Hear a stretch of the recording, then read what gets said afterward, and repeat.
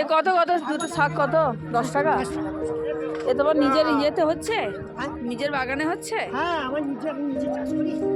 তুমি কি আমগার লোক নাকি? হ্যাঁ, আমি গুড মর্নিং এভরিওয়ান, সবাই কেমন আছেন? আশা করি ভালো আছেন। আমার না গ্রামের এই পুঙ্কই শাক খেতে খুব ভালোই লাগে, তাই সেদিন যখন হাটে খুঁজছিলাম পাইনি, তো হঠাৎ করেই এই জেঠুর কাছে চোখে পড়লো। আর ওনার কাছে না খুবই অল্প শাক ছিল, কারণ সবই বিক্রি হয়ে গেছে। আর আমি আসার আগে একজন কাকিমা উনি তিন চার আটি নিয়ে নিলেন, আর ওনার কাছে দু আটিই ছিল। তাই এই দু আটি শাক আমি নিয়েই নিলাম। আর উনি না আমাকে আমার দাদুর কথা জিজ্ঞাসা করছিলেন, কারণ আমার দাদুকে এই গ্রামের বা পাশাপাশি গ্রামে অনেকেই চেনে। পুরোহিত। আচ্ছা, এখানে এসো, বসো। আমরা দালানেও পুরোহিত ছিল। এই যে দাদুর কথা হওয়াতে উনিও পাশে এসে দাঁড়ালেন আর দাদুকে নিয়ে বলছিলেন। আর এই যে দালান বাড়ির কথা ফুলকপিটা দেখাও শুনছেন, তো দেখি। সেই নিয়ে আমাকে ওদিকেরটা দাও। বললেন। কত করে ফুলকপি? শাক নেওয়ার পরেই হঠাৎ করে মা আমাকে ফোনে বলে একটু ফুলকপি নেওয়ার জন্য।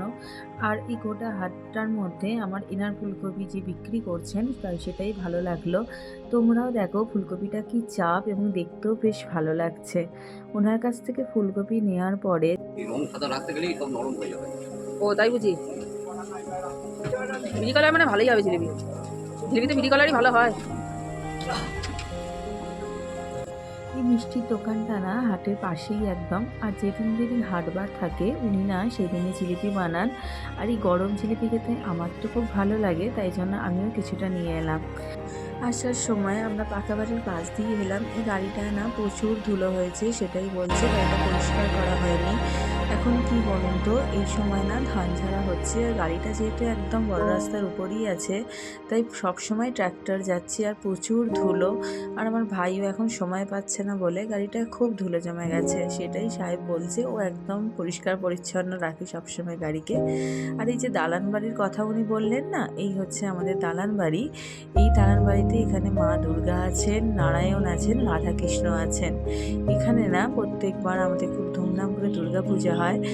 আর এই সময় না সবাই স্নান করে এখানে পুজো দিতে আসে, কারণ আমাদের প্রত্যেক দিন রাধাকৃষ্ণের সেবা হয়। হচ্ছে কুমড়োর বেগুনি, কুমড়ো দিয়ে সন্ধ্যাবেলা আছে, সেটা দিয়ে গরম গরম বেগুনি।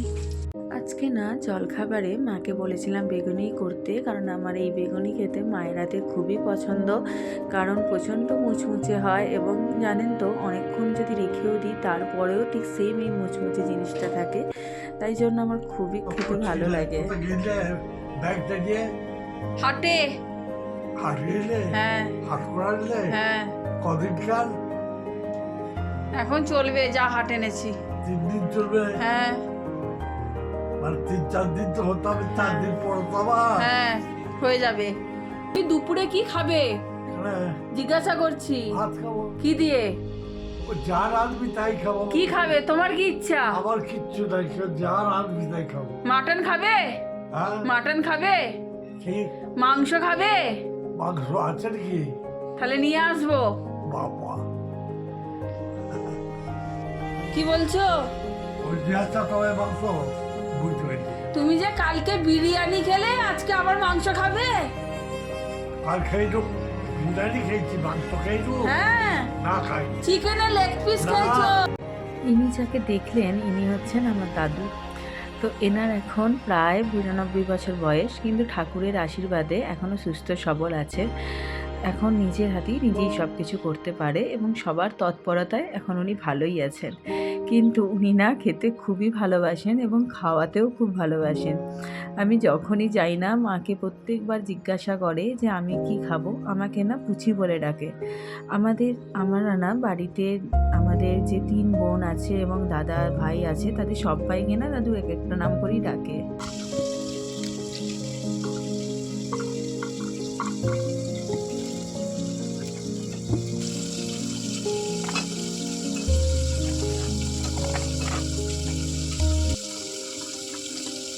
মা যতক্ষণ বেগুনি করছিল আমি ততক্ষণ দাদুর সাথে একটু গল্প রসিকতা করছিলাম, সেগুলো দেখতেই পেলেন। মায়ের বেগুনি হয়ে যাবার পর আমি প্রথমে দাদুকে দেওয়ার পরে তারপর আমি সাহেবকে খেতে দিয়ে দিলাম। ও না গাজর খেতে খুবই পছন্দ করে, কিন্তু এখন আমার স্লাইস করে কেটে দেওয়ার সময় ছিল না, তাই লম্বা করেই কেটে দিলাম। আর এই মটরশুঁটি না মুড়ি দিয়ে খেতে খুব ভালো বাসে আমাদের বাড়ির সবাই, কিন্তু আমি না কোনোদিন কাঁচা মটরশুঁটি খেয়ে দেখিনি। তোমাকে একটা দাও। তুই খারে সকাল থেকে না এটা খাওয়ার পর ওর পেট এমনিই ভর্তি ছিল, তাই তোমাকে কি ছোট ছড়াতে দেবো? তার মধ্যে আমি আর আমার মায়ের জন্য মুড়ি বাড়ছিলাম। জানেন তো, আপনারা উপরটা দেখে ভাবছেন এটা কি রকম। এটা মাটির ঘরে না, এরকমই অ্যাজবেস্টার হয়। মাটির ঘরের উপরটা এভাবেই থাকে। যাদের মাটির ঘর আছে তারা হয়তো জানেন, যাদের নেই তারা হয়তো জানেন না। তো ওদেরকে খেতে দেওয়ার পরে আমি আর আমার মায়ের জন্য আমি একটু মুড়ি নিয়ে নিচ্ছিলাম। আর আমার না খাবারের আগে কিছু ওষুধ থাকে, তাই ওষুধটা খাওয়ার পর আমি খেয়ে নিয়েছি। আমি না একদম কেনা পনির খেতে পারি না, আমুল বা এগুলোর আমার কেমন একটা স্মেল লাগে, তাই জন্য মা ঘরেতেই পনির বানিয়েছিল। কাকে? আমার রাত জামাইকে কেন রাত জামাইকে কেন? কেন কি একটু ঠান্ডাতে ভিজে ভাতটা ভালো লাগবে। দাদুর কিন্তু বয়স হলেও দাদু কিন্তু আমাদের সবার সাথে বেশ ভালোই মজা করে। আর একটু রোদ হওয়ায় দাদু বাইরে এসে বসে, তখন দাদুকে আমি দুটো জিলিপি দিই, কারণ আমার না তখন দাদুকে জিলিপি দেওয়া হয়নি। আর আমি হাত নাড়িয়ে এটাই বলছিলাম, এটা খাওয়ার পর জল নিয়ে খেও না, কারণ আমার দাদুর এত জল খাওয়া চলে না। আর দাদু না প্রচুর জল খায়, কিন্তু সেটা শরীরের পক্ষে ভালো নয়। আমার ব্লগটা আজকে এইটুকুই। যদি ভালো লাগে তাহলে লাইক, কমেন্ট অ্যান্ড শেয়ার করে দিও।